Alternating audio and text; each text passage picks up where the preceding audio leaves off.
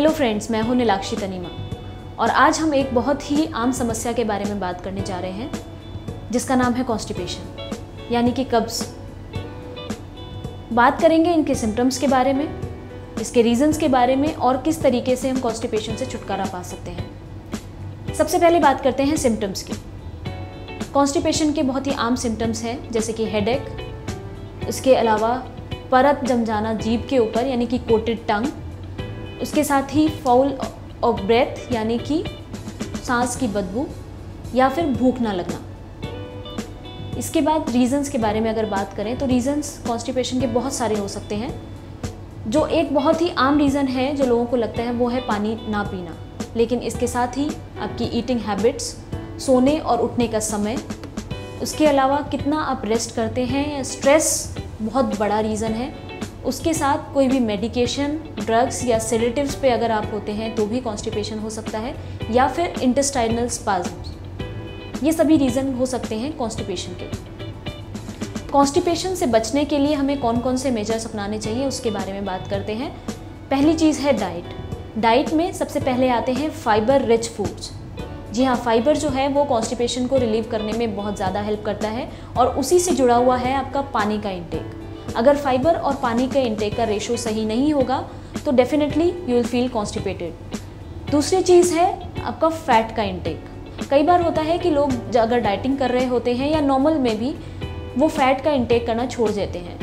घी, मक्खन या फिर किसी भी तरीके का फैट लोग नहीं लेते हैं, रोटी में भी घी नहीं लगा करके खाते हैं, उसकी वजह से भी कॉन्स्टिपेशन हो सकता है। ध्यान रखिए, फैट का इंटेक बहुत ही ज़रूरी है, लेकिन वो एक निश्चित मात्रा में होना चाहिए, ना तो बहुत ज़्यादा और ना ही बहुत कम।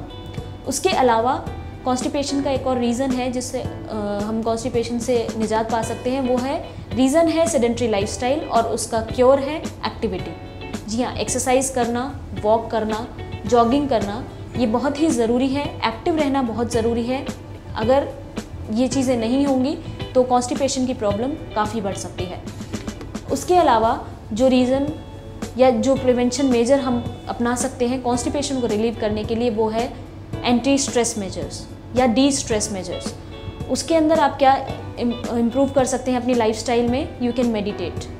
जी हाँ, मेडिटेशन बहुत ज़रूरी है स्ट्रेस को रिलीव करने के लिए, और जब स्ट्रेस रिलीव होगा आपके हार्मोन्स जो हैं वो प्रॉपरली काम करेंगे, भूख लगेगी और साथ में इंटेस्टाइनल जो स्पाज्म्स हैं उससे भी आपको छुटकारा मिलेगा और कॉन्स्टिपेशन रिलीव होगा।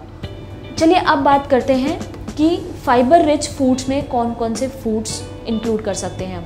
जी हाँ, जब हम डाइट की बात करते हैं तो फाइबर रिच फूड्स जैसा कि मैंने कहा बहुत ज़्यादा ज़रूरी होते हैं। तो अब मैं आपको ऑप्शंस बताने जा रही हूँ कि फाइबर रिच फूड्स में आप क्या क्या इंक्लूड कर सकते हैं। अगर अनाज की बात करें तो अनाज के अंदर चोकर युक्त रोटी का प्रयोग करें। उसके अलावा आप साबुत अनाज ज़रूर यूज़ करें, यानी कि जो गेहूँ आप पिसवा रहे हैं उसके अंदर उसका हस्क जो होता है या जो ब्रान होता है उसके साथ में ही गेहूँ पिसवाएं। इसके अलावा आप चना भी उसके साथ पिसवा सकते हैं। इसके साथ ही अगर हम बात करते हैं दालों की तो साबुत दालें यूज़ करिए। मूंग की दाल बहुत अच्छा सोर्स है फाइबर का। उसके अलावा चना और राजमा भी फाइबर के अच्छे सोर्स हैं। फ्रूट्स की अगर हम बात करते हैं तो फ्रूट्स के अंदर अमरूद, नाशपाती, सेब आदि भी फाइबर के अच्छे सोर्सेज हैं। सब्जियों की अगर हम बात करते हैं तो सब्जियों में फूल गोभी, पत्ता गोभी, फलियाँ, हरी पत्तेदार सब्जियाँ, ये सब भी बहुत हेल्प करती हैं कॉन्स्टिपेशन से छुटकारा पाने में। तो इन सभी हेल्दी चीज़ों का सेवन करिए। कॉन्स्टिपेशन इतनी बड़ी चीज़ नहीं है जितनी आप समझते हैं, बस ज़रूरत है तो थोड़ा सा ध्यान देने की और अपने आप को फिट रखने की। फिट रहिए, अच्छी डाइट लीजिए, अच्छी हेल्दी लाइफस्टाइल अपनाइए और भरपूर नींद लीजिए। उसी के साथ में अपना पानी का इंटेक भी बिल्कुल ठीक रखिए। इसके बाद कॉन्स्टिपेशन की प्रॉब्लम आपको कभी परेशान नहीं करेगी। Thank you.